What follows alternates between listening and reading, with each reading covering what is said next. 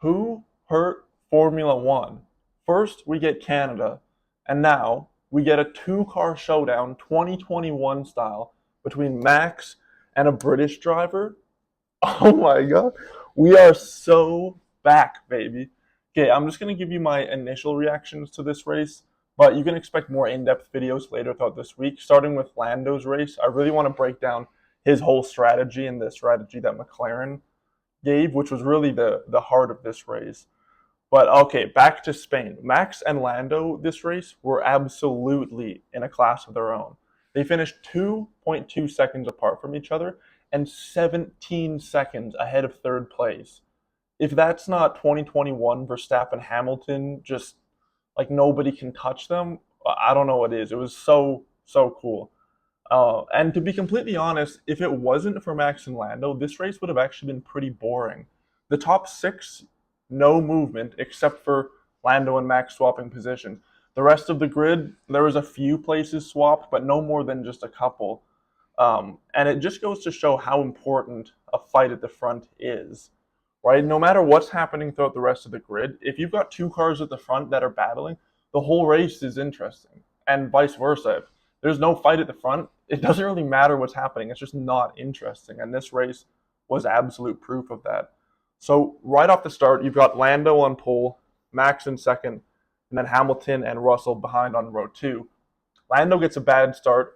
Max goes up the inside on turn one, and you think, oh, Max is going to take the lead. And then out of nowhere, George Russell pulls a Mexico Max Verstappen around the outside, passes both of them, takes the lead. It was just like, what? Oh, it was so good. And then right away though, end of lap one, so first corner, lap two, Max gets past George Russell, and that's basically that set the stage for the whole race. So now you have Max in first, pulling away. Lando's now dropped to third, stuck behind George, and at that moment they split strategies. So Max is going to stick with the optimal strategy, and Lando extends the first stint, extends the second stint with the intention of having fresher tires at the end to hopefully catch Max and pass him. So that's basically the whole race was, Lando would drop back and then get fresher tires. Like the first stint he extends, and then he drops back through the grid, but he's got fresher tires, so he goes through and he's making all these amazing passes on everybody. Like I said, just like he was in his own class, it was crazy. He was passing Hamilton, made an insane pass on Russell. They've swapped positions 3 times in 3 corners to get past him. It was just amazing. And then he would extend that stint, drop back, pass them all again. The whole time he's closing the gap on Max as he's carving his way through the field. It was just so good. So good. Yeah, and now a couple things about the overall energy of the race. So it sounds very, very exciting, and it was, but it did kind of die out about 5 laps from the end when it became clear that Lando just wasn't going to catch him. It got really close. Like I said, 2.2 seconds at the end. Close, but 5 seconds or 5 laps from the end, you knew he wasn't quite going to get him. So then it kind of took the life out of it right at the end. But the whole time, there was still hope. You didn't suspect that up until those 5 laps. It looked like he was going to catch him, or at least have a chance to. And that was really exciting. So Max wins. He's now extended his lead in the championship by 69 nice points. Lando moves into second place, ahead of Charles Leclerc by 2 points. McLaren's now only 23 points behind Ferrari in second, McLaren being in third. A couple of other things I want to mention about this race, just off the top of my head here. Hamilton finally getting a podium, third place. That's really cool. He hasn't been on the podium for a while. He had a really good race. Again, like I said, didn't move, started in third, finished in third. Had a few beefs with Russell throughout the race, but nothing really crazy. Perez just doing Perez things, finishing 8th behind Oscar. Like, I love that for him, I guess. And also, Mercedes and Ferrari just traded cars, I guess, and didn't tell them.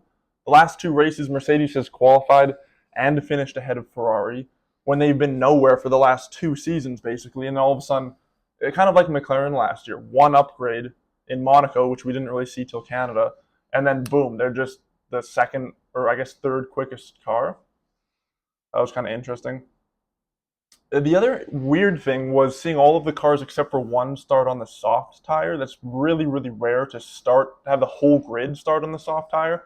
Usually starting on the soft tire is restricted for teams that are trying to, let's say, you're down, you had a bad qualifying, like Perez, say normally would be the only car on a soft tire. You're bad qualifying, you're behind, so you try and get ahead a few places at the beginning. But seeing all the cars start on soft was a little strange.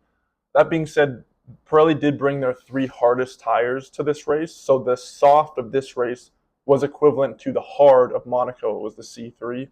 So it was still, it's not the softest tire in the world, but for Barcelona it was still it was a soft tire. What do you expect? Another funny thing, Bernie Collins, lap 65, losing her voice when she was talking to Crofty and Karoon, and Crofty and Karoon just started laughing. Like, oh, it was so wholesome. They just couldn't help themselves but laugh. And Bernie's like trying to drink water, and it was so funny. Also, this Spanish crowd at the end during the podium celebrations, they were crowd surfing this massive inflatable unicorn, and it was just like, and they had all these other balloons too, but like this huge, enormous. You might have seen them at a lake or anything if you've gone there. This enormous floaty unicorn, and they're just all crowd surfing it. It was super, super funny. So those are my initial thoughts. Banger of a race. McLaren is absolutely at Red Bull's level, no doubt about it after this race. Actually, a little bit quicker. Technically, from when Max took his first pit, Lando actually ran a 2-second faster race. It was only him falling behind at the start that lost him that race. So McLaren faster than Red Bull. There's 69 points nice between Lando and Max.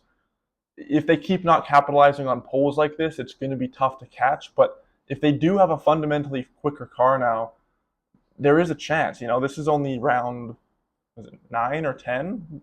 Kind of forget. But there's, 23, 24 races that we're not even halfway. If you can build a 69 nice point gap, then Lando can close a 69 nice point gap. So very, very excited. Get subscribed if you want to see my full breakdown on Lando's strategy and exactly how that played out. McLaren also did a similar strategy with Oscar, so I'll be doing a video breaking that down. I also think it's worth doing a video on Hamilton. He had a really good race, so that'll be fun. Yeah, later.